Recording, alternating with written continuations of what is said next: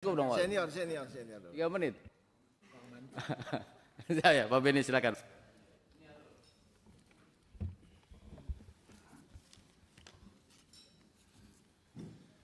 Baik,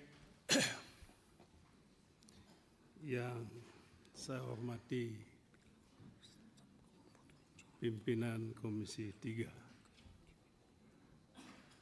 yang saya hormati Bapak Ibu anggota Komisi 3,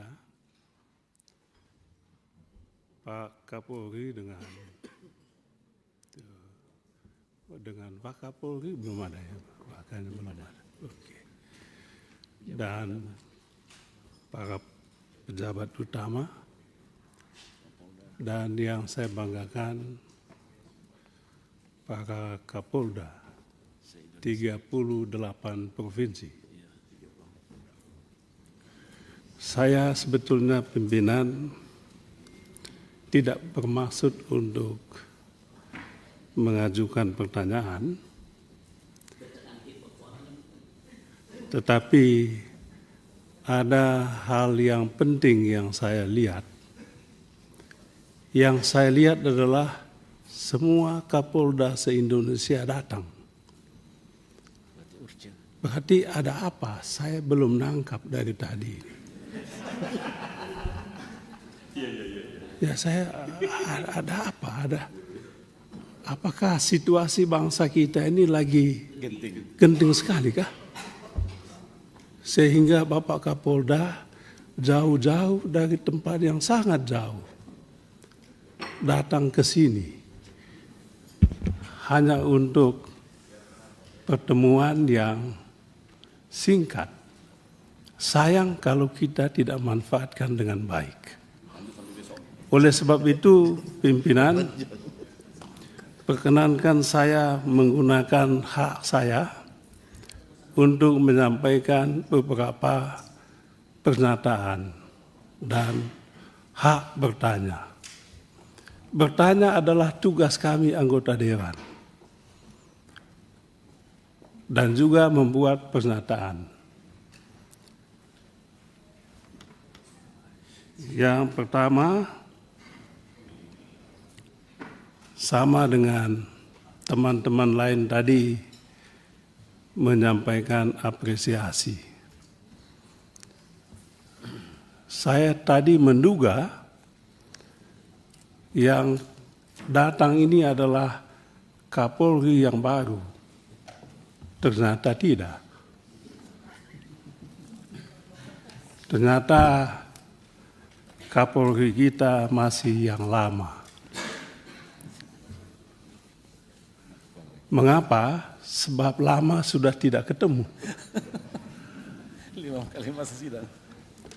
5 kali masa sidang. Kepada pimpinan saya pernah mengajukan pertanyaan, apakah Kapolri masih ada kah? Masih sehat beliau kah? Sebab lama sekali tidak muncul di Komisi 3, saking sibuknya. Saya mendukung penuh tugas Pak Kapolri ini. Tetapi jangan lupa, Bapak Ibu sekalian yang saya hormati, satu-satunya jabatan yang eksistensinya ditentukan oleh 2 lembaga adalah Kapolri, Presiden dan DPR. Undang-undang dengan tegas menyebutkan pengangkatan dan pemberhentian Kapolri haruslah persetujuan Dewan. Oleh sebab itu, tidak hanya Bapak Presiden yang menilai beliau berprestasi, tapi kita juga menilai beliau berprestasi. Sehingga semua anggota Dewan dengan welcome menyambut Kapolri kita yang lama dan tetap dipercaya untuk periode Presiden yang baru. Beliau masih lama pensiunnya, 5 tahun lagi. Jadi bisa Kapolri menjabat 5 tahun lagi sampai 2029. ketika pemilu mulai lagi. Yang kedua, saya apresiasi kepada pimpinan Komisi 3 yang lengkap datang. Baru kali ini juga. Dan apresiasi juga karena semuanya masih muda. Bisa aja. Luar biasa. Selanjutnya saya ingin bertanya Pak Kapolri. Bapak Presiden Prabowo dengan tegas meminta judi online dibasmi habis-habisan. Tetapi sedikit juga disampaikan bahwa judi online tidak mungkin tumbuh berkembang kalau tidak ada yang membackingi.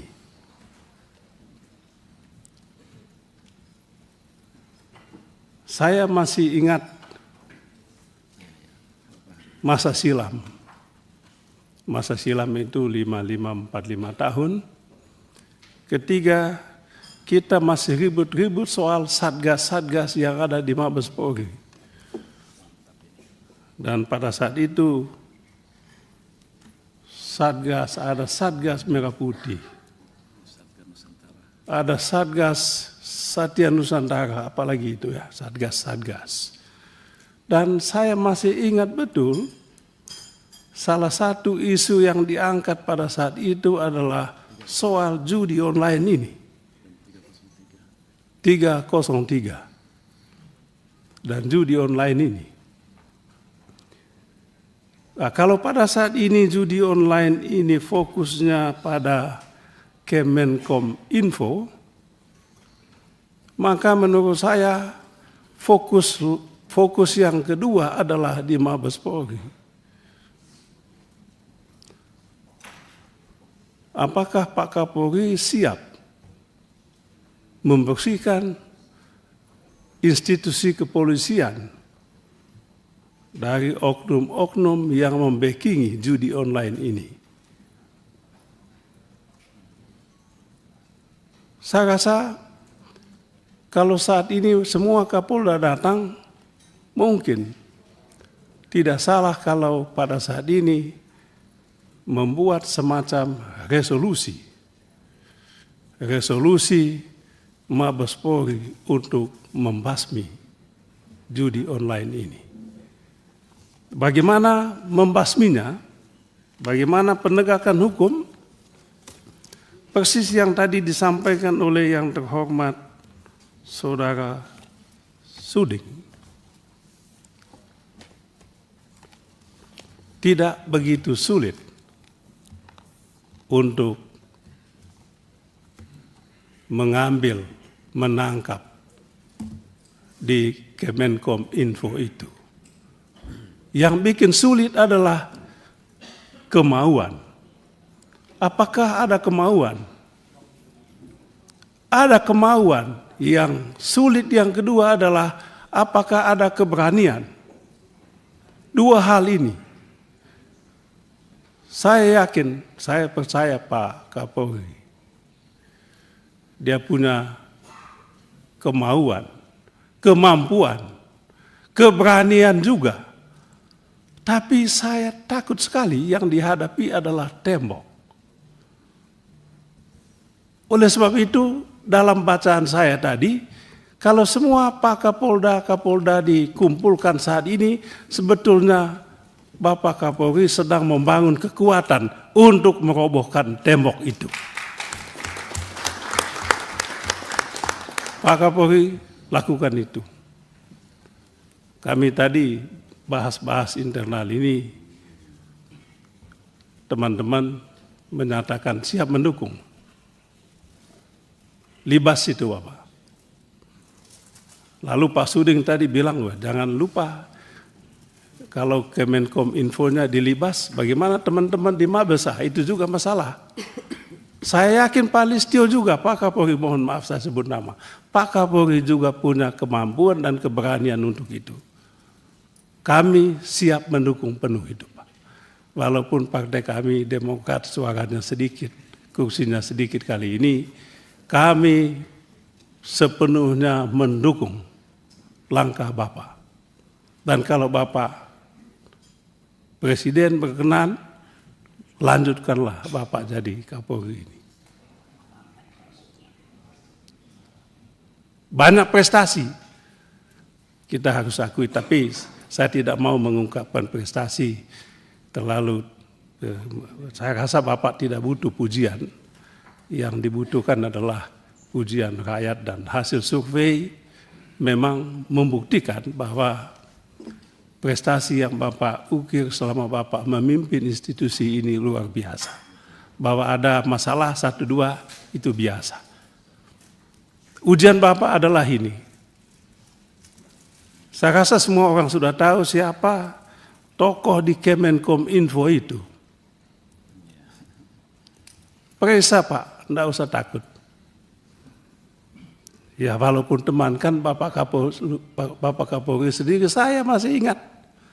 Begitu kita fit and proper test, saya jadi Kapolri dengan satu saya punya komitmen, janji, tegakkan hukum secara adil. Jangan hukum tajam ke orang kecil, tetapi lumpuh ke yang punya kekuasaan, apakah kuasa duit maupun kuasa politik. Presiden Prabowo menegaskan, ancaman utama kita adalah kuasa uang.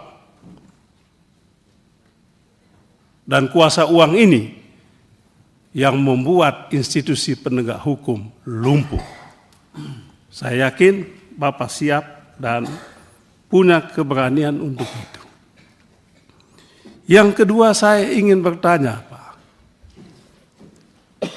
Sebetulnya sudah lama saya ingin sekali menyampaikan ini, tapi itu tadi tidak ada rapat untuk saya sampaikan pertanyaan ini.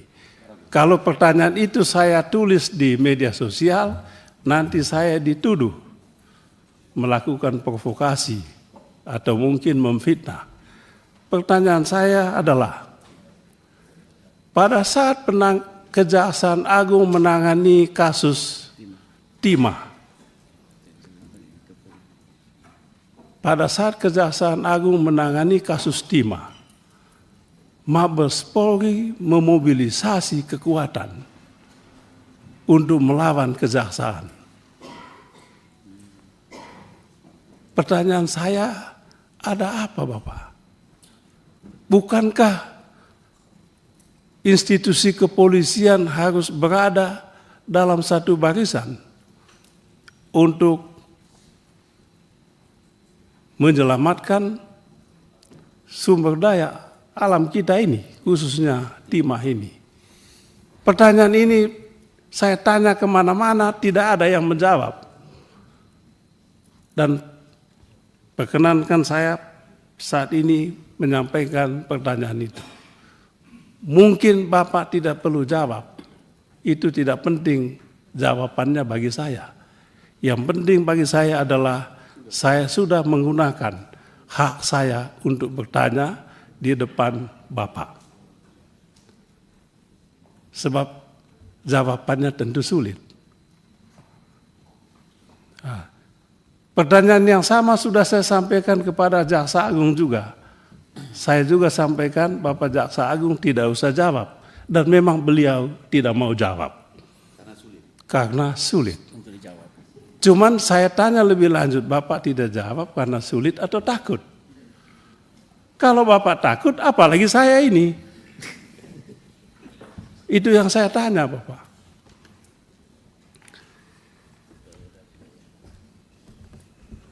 Itu dua pertanyaan yang ingin saya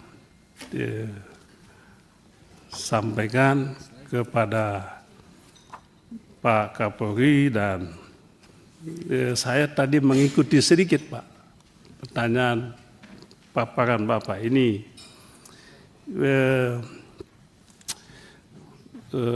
Soal sumber daya alam, ada tulis di sini diselamatkan 2 triliun. Saya tanya ini bagaimana tiba-tiba sampai di angka 2 triliun itu ya? Potensi, ya apapun lah potensi diselamatkan itu bagaimana merumuskannya? Kalau saya ditanya orang juga, saya tentu harus mengetahui bagaimana saya menjawab.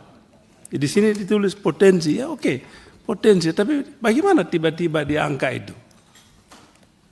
Apakah ada ilmunya menetapkan satu angka untuk potensi kerugian negara di sektor sumber daya alam ini? Saya rasa ini saja yang bisa saya sampaikan pada kesempatan ini.